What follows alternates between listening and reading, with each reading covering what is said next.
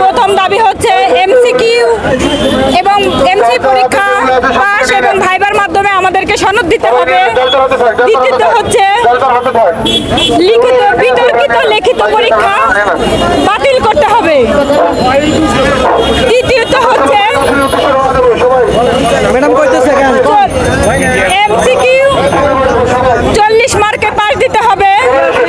ঠিক আছে সহমত। চতুর্থত হচ্ছে এমসিকিউ নেগেটিভ মার্ক বাতিল করতে হবে। পঞ্চম হচ্ছে এই বিতর্কিত লিখিত পরীক্ষা চিরতরে বাতিল করতে হবে। যে দুর্নীতি হয় সেটা চিরতরে বাতিল করতে হবে। এই পাঁচটা হচ্ছে আমাদের দুইবার পরীক্ষা নিতে হবে এবং বছরে আমাদের 2 বার পরীক্ষা নিতে হবে। কারণ বার কাউন্সিল আইনে আছে যে প্রতি বছর 2 বার পরীক্ষা হবে, কিন্তু দেখা গেছে বিগত 3 বছর আমাদের একটানা পরীক্ষা হয় নাই। আর এই 2024-এ এখন পর্যন্ত পরীক্ষাই হয় নাই, আছে মাত্র এই বছরের আর 3 মাস। তাহলে ভাই কখন পরীক্ষা নিবে, কখন নিবে বলেন আপনারা?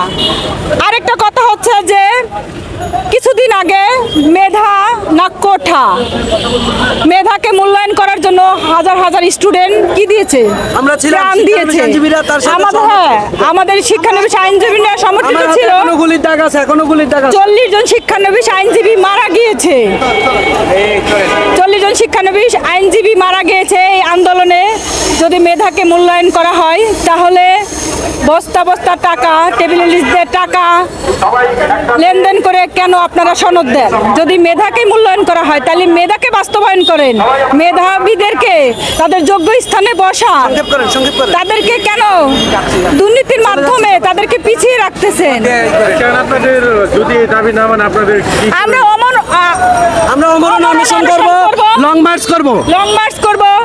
প্রয়োজনে আমরা এই রাজপথ ছাড়বো না ভাইয়া। যদি আমাদের মৃত্যু হয় তাও হবে, কারণ আমরা আজকে আসার সময় কাপড়ের কাপড় নিয়ে আসছি। আমরা এখানে বার কাউন্সিলে কাপড়ের কাপড় পরে এখানে শুয়ে যাব সবাই।